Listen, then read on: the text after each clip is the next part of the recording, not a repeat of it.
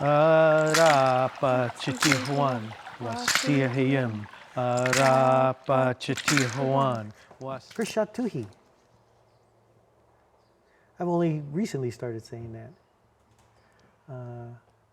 Shamasakish, Mishish too, those are the other three languages of my lineages. I'm Greg Castro. I'm Totral Slinen, Rumsin, and Ramatush Ohlone. And I get to say, Hayeni Hersha Pesha Walrap. Welcome to the homeland of the Ramatush people. And that's also something that hasn't been said in a very long time. And I'm happy to be able to say that today in a place that is part of us now. Mishmin Tuhis. Conrakat Canyon, Coyote Woman, Sayers Roots.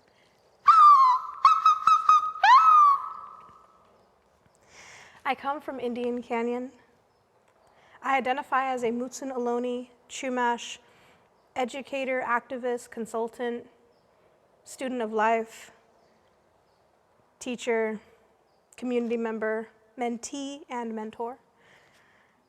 I am visiting the homelands of my relative.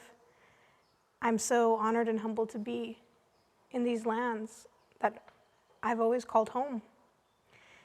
And I am a proud Ohlone individual, and I know that that name is a misnomer. Maybe we'll start there. The term Ohlone.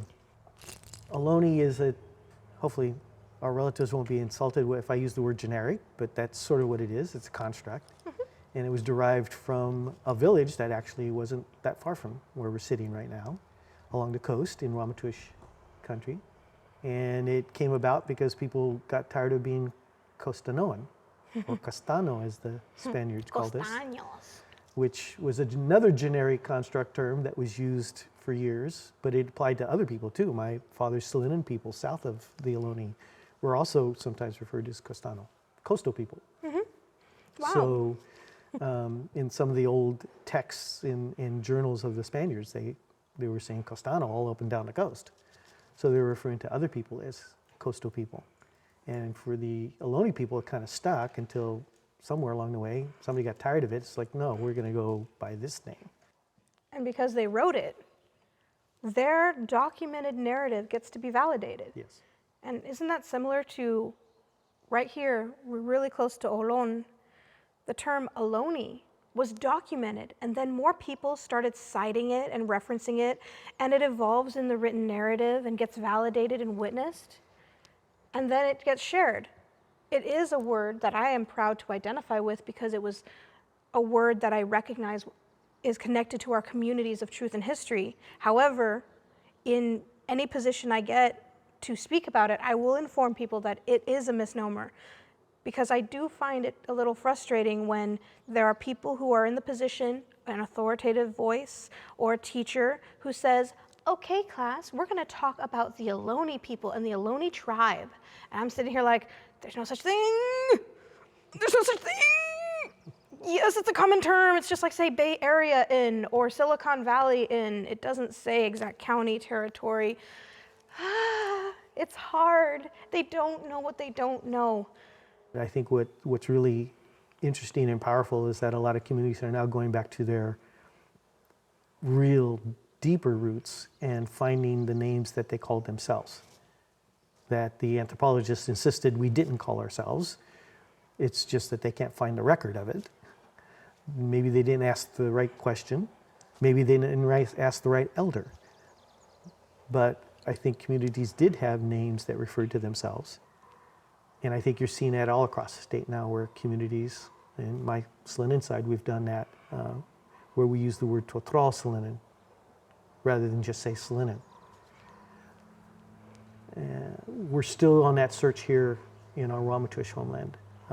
For us, there is very little left.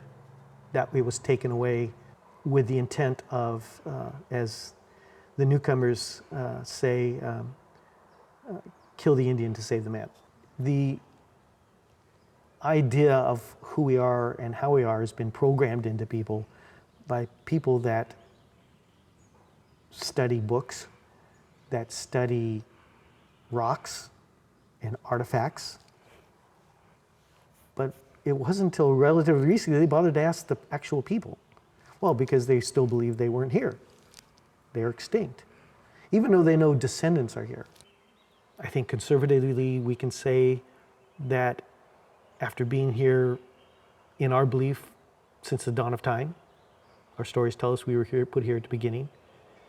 Even archaeologically, you can say 13 to 15,000 years, and probably longer. The longer we go, the more back further they find evidence that after all that time, in just a short 100 years, 90% of our people were gone. That's mind-boggling if you think about it. Here in Ramaytush land, they thought they were all gone. And maybe 15 years ago, there was evidence showing that came forward that said, actually, there's one line left. So, but we're all descended from one person who had descendants that are still alive. A handful of our ancestors made it into the 20th century, from 1901. But only one had descendants that are still living in 2001. And so all the Ramaytush community is simply from that one person and what they went through.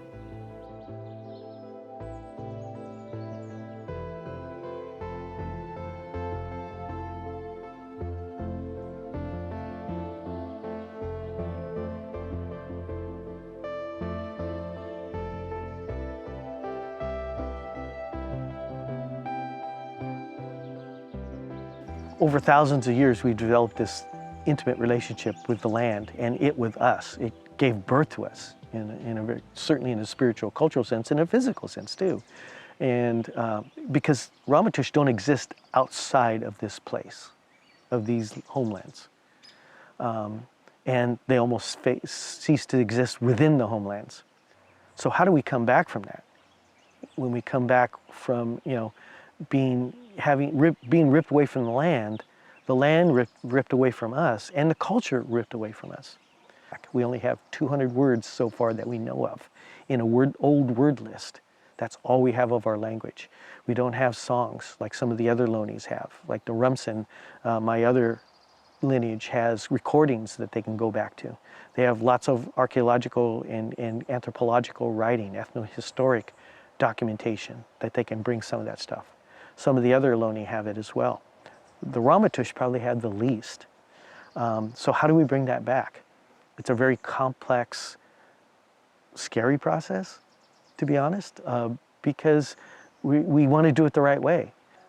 So we have to listen to the land, but we also have to listen to other culture bearers from other communities that I know that have helped us in other instances. And so in this case, we have to go through this process that our ancestors probably didn't, except maybe at the very beginning when they came into the world, of reattuning themselves and developing that initial relationship with the world that they were brought into. And we have to do something very similar, that rebuild that knowledge, rebuild that relationship.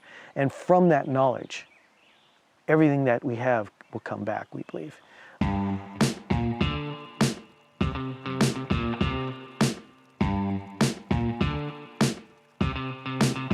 Say, feel that bass. We gon' shake up this place. Say, pick up that pace. Yeah, we got no time to waste. Everybody say.